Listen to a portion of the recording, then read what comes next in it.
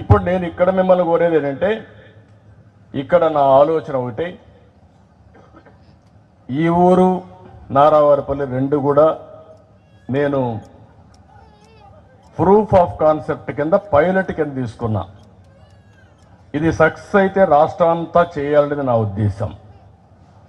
దీనికి ప్రభుత్వం యొక్క బాధ్యత కూడా ఉంటుంది. ప్రభుత్వం డబ్బులు ఇవ్వడం కానీ, ఆర్థిక సహాయం చేయడం కానీ, పేదవాళ్ళకి సబ్సిడీస్ ఇవ్వడం కానీ అన్నీ ఉంటాయి.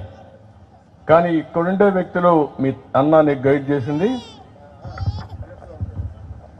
మీ బ్రదర్ యుఎస్లో ఉంటాడు, ఆయన గైడ్ చేశాడు. వీళ్ళ పెదనాన్న కొడుకు యుఎస్లో ఉంటాడు, ఆయన గైడ్ చేసి ఆ పని చేశాడు.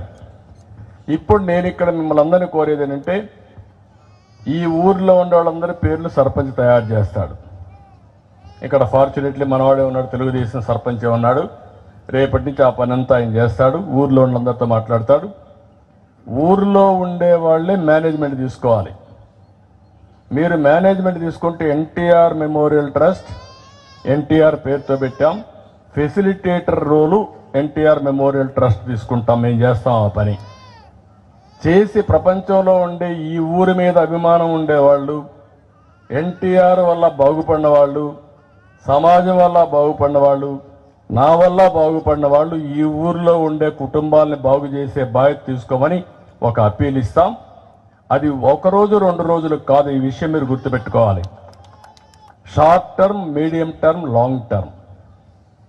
మీ ఇంట్లో ఉండే కుటుంబ సభ్యులే ఆస్తి.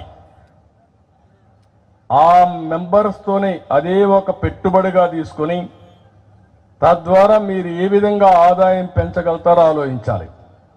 భూమి ఉంటే అదనం, లేకుంటే వాళ్ళ స్కిల్ డెవలప్మెంట్ చేయడం, వాళ్ళ శక్తి సామర్థ్యాలను పెంచడం. ఈరోజు 10 రూపాయలు సంపాదించగలిగిన వాళ్ళు ఆ పనిలోనే 50 రూపాయలు సంపాదిస్తారు ఆలోచన చేయించడం. ఇప్పుడు నేను వస్తూ ఉంటే చూశాను, ఒక టైలర్, ఒక ముస్లిం అమ్మాయి మాట్లాడుతూ ఉంటే, నేను టైలర్ చేసుకుంటానండి, మా హస్బెండ్ నేను, కానీ నెలకు 7,800 రూపాయలు వస్తుంది. ఆ 7,800 రూపాయలు చాలడం లేదు. అప్పుడప్పుడు నేను కూలి పనికి పోతాను, ఆ డబ్బులు ఈ డబ్బులు కలిపి కుటుంబాన్ని గడుపుతున్నాం అని చెప్పే పరిస్థితికి వచ్చారు. ఆ 7,000 రూపాయలు ఒక సంవత్సరంలో 15,000 చేసే మార్గం ఏంటి? రెండో సంవత్సరంలో దాన్ని మళ్ళీ ఒక 5 సంవత్సరాలకు ఒకసారి మన ఆదాయాన్ని రెట్టింపు చేసే మార్గాలే ఉన్నాయి, అన్నీ ఆలోచిస్తాం. ఇంకా ముందు జగలితంగా ఎక్కువగా చేస్తాం. ఇప్పుడు కొంతమంది పిల్లలు ఉన్నారు, చదువుకుంటూ ఉంటారు. ఏ చదువు చదువుకుంటే బాగుంటుందో అది గైడ్ చేస్తారు. వీళ్ళంతా అడాప్ట్ చేసుకున్న వాళ్ళు ఎవరైతే చేస్తారో మెంటరింగ్గా వాళ్ళు గైడ్ చేస్తారు. గైడ్ చేయడమే కాదు, ఒకవేళ డబ్బులు కానీ లేకపోతే ఆ డబ్బులు ఆర్థిక సహాయం చేసి మంచి స్కూల్లో పెట్టి చదివించే బాధ్యత కూడా వీళ్ళు తీసుకుంటే దానివల్ల ప్రయోజనం ఉంటుంది. ఆ మాత్రం చేయలేక కాదు, చేసే మనసు ఉండాలి. అలాంటి వాళ్ళనే రమ్మంటున్నా నేను. శక్తి ఉండాలి, వాళ్ళకు విల్లింగ్నెస్ కూడా ఉండాలి, మనసు కూడా ఉండాలి. అలాంటి వాళ్ళు కానీ మనం తీసుకుని ప్రజలే ఆస్తిగా, కుటుంబ సభ్యులనే ఆస్తిగా ఎప్పటికప్పుడు మెంటరింగ్ చేస్తూ ఉండాలి. ఒక వాట్సాప్ గ్రూప్ పెట్టుకోండి. అందరికీ ఫోన్లు ఉన్నాయా? ఫోన్లు అందరికీ ఫోన్లు ఉన్నాయని వాళ్ళు చేలిపైకెత్తలు అందరూ. ఫోన్ లేని వాళ్ళు ఎవరు లేరు. 25 ఏళ్ళ మునుపు నేనే తీసుకొచ్చా ఫోన్ కూడా. అప్పుడు అందరూ నన్ను ఎగతాళి చేశారు. ఫోన్ అంటేనే నేను ఇంకేం పని లేదు, ఫోన్ ఏమైనా అన్నం పెడుతుందా అని. ఇప్పుడు అన్నం పెట్టడం కాదు, ఫోన్ లేకపోతే భార్య లేకపోతే భర్తగా ఉండగలుగుతున్నాడు, భర్త లేకపోతే భార్య ఉండగలుగుతుంది, ఫోన్ లేకపోతే ఇద్దరు ఉండలేకపోతున్నారు. ఆ పరిస్థితికి వచ్చేసాం కమ్యూనికేషన్లో. ఆ ఫోన్ని పాజిటివ్గా ఉపయోగించుకోవాలి. ఆ పాజిటివ్గా ఉపయోగించుకోవడం అంటే ఒక వాట్సాప్ గ్రూప్ పెట్టుకొని ఆ 15 మందో 20 మందో ఆయన ఎవరైతే మెంటరింగ్ చేస్తారో ఆయనకు సంబంధించిన వాళ్ళు పెట్టుకుంటే, వాళ్ళకి ఏ కష్టం వచ్చినా ఏ ఇబ్బంది వచ్చినా వాళ్ళతో కన్సల్ట్ చేస్తే ఈయన గైడెన్స్ ఇవ్వాలి. నేను ఒకటే చెప్తున్నా, డబ్బుల సంపాదించడం ఎంత ముఖ్యమో ఆ డబ్బుల్ని మీనింగ్ఫుల్గా ఖర్చు పెట్టడం కూడా అంతే ముఖ్యం. మనం ఎంత పెద్దగా పైకి వచ్చామనేది కాదు, మన ఊరిలో పుట్టిన వాళ్ళు కూడా మనతో సమానంగా పైకి వచ్చినప్పుడు ఉండే ఆనందం ఇంకొక దాంట్లో ఉండదు. ఆ విషయం మీరు గుర్తుపెట్టుకోవాల్సిందిగా మరొకసారి కోరుతున్నా. నేను అందుకే ఒకప్పుడు జన్మభూమి తీసుకొచ్చా. జన్మభూమి పిలుస్తుంది రా కదిలిరా అని చెప్పి ఒక సాంగ్ కూడా రాయిపించి ఊర్లో స్కూల్స్ కానీ, రోడ్డు కానీ, శ్మశానం కానీ అన్ని పనులు చేపించాం. ఇప్పుడు ఇంకొక స్టెప్ ముందుకు పోతున్నా, పేరు కూడా నేను ఆలోచిస్తున్న P4 అని మన వాళ్ళు చెప్తున్నారు. ప్రభుత్వం, ప్రైవేట్, ప్రజలు భాగస్వామ్యం. ఇది నలుగురు కలిసి చేసేది. ప్రభుత్వం ఇచ్చే డబ్బులు ఇస్తుంది, ప్రభుత్వం ఒక రెగ్యులేటర్గా పనిచేస్తుంది, ఫెసిలిటేటర్గా పనిచేస్తుంది. అదే మాదిరిగా ప్రైవేట్ వ్యక్తులు కూడా ఇప్పుడు కొంతమందికి ఇక్కడే ఒక కృష్ణారెడ్డి గారు మెగా ఉన్నారు, మీ పక్క మండలమే, ఈ మండలమే పామరే అనుకుంటా, గుడివాడ మండలం, గుడ్లవల్లేరు, జోగుపల్లిలో. ఆయన బాగా వ్యాపారం చేశాడు, డబ్బులు ఉన్నాయి.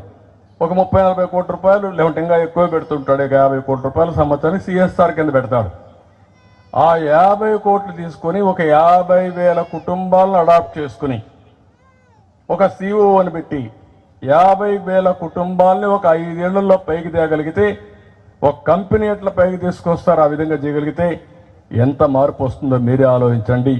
ఈ ప్రాంతంలో పుట్టిన వ్యక్తి ఈ ప్రాంతానికి అది చేయగలిగితే దానికంటే జీవితంలో ఇంకొక సాటిస్ఫాక్షన్ ఉండదు. అది చేపించేదానికి ఈ కార్యక్రమాన్ని నేను చేపడుతున్నానని చెప్పి కూడా నేను మీకు తెలియజేస్తున్నా. ఈ విధంగా చాలామంది వాళ్ళ శక్తి సామర్థ్యం బట్టి అడాప్షన్ ఇవన్నీ చేసుకోవాల్సిన అవసరం ఉంది. మీకు మనుషులే కాకుండా మీకు ఆస్తి, భూమి ఉంటే భూమి, వ్యాపారం ఉంటే వ్యాపారం, అదే మాదిరిగా మీకుండే చేతి వృత్తులు, కుల వృత్తులు ఏ పనులు చేస్తున్నారో ఆ పనిలోనే కెపాసిటీ బిల్డింగ్. ఇప్పుడు మన వాళ్ళు ఒక బండి తీసుకొచ్చి పెట్టారు, తోపుడు బండి ఉండేది. తోపుడు బండిలో చాలా ఇబ్బందులు, అది తొయ్యాలి. ఇది బ్రహ్మాండంగా ఇదైపోతుంది, స్కూటర్ మారిగా ఉంటుంది, ఎక్కడ కావాలి ఇక్కడ వెళ్ళొచ్చు, ఎక్కడ కావాలి బండి ఉంటుంది, క్లీన్గా ఉంటుంది, వస్తువులు కూడా హైజీనిక్గా పెట్టచ్చు. 5 స్టార్ హోటల్లో తినుబండారాలు ఏ విధంగా ఉంటాయో ఆ విధంగా ఈ బండిలో పెట్టుకొని తిరిగే పరిస్థితి వస్తుంది. అది ఒక చిన్న మాడిఫికేషన్ మాత్రం. అక్కడ మీరు 50 రూపాయలు 100 రూపాయలు రోజు సంపాదిస్తే దీంట్లో 300-400 రూపాయలు ఈజీగా సంపాదించే పరిస్థితి వస్తుంది. ఇట ప్రతి ఒక్క వ్యాపారంలో కానీ, వృత్తిలో కానీ ఇలాంటివన్నీ తీసుకురావాలని ఒక విధంగా ఆలోచిస్తే మీకుండే, ఇప్పుడుకుండే స్పాన్సర్ చేసేవాళ్ళు, మెంటరింగ్ చేసేవాళ్ళు గుర్తుపెట్టుకోవాల్సింది, ఇది ప్రూఫ్ ఆఫ్ కాన్సెప్ట్, ఇది ప్రారంభం మాత్రం.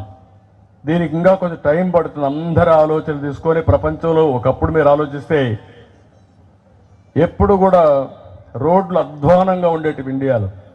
నేను మలేషియాకు పోయాను, చిన్న దేశం మలేషియా, 2 కోట్ల జనాభా.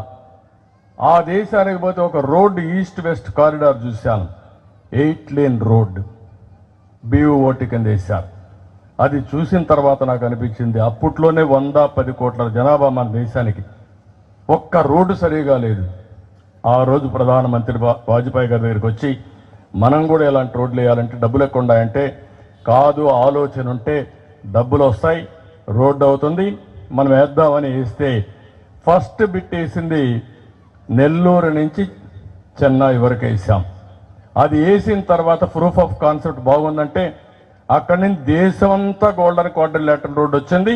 ఇప్పుడు ఊరికి నేషనల్ హైవేస్ వచ్చే 2 లేన్ 4 లేన్ 6 లేన్ లేకపోతే 10 లేన్ ఎక్స్ప్రెస్ వేస్ మీరు వేరియస్ వచ్చాయి.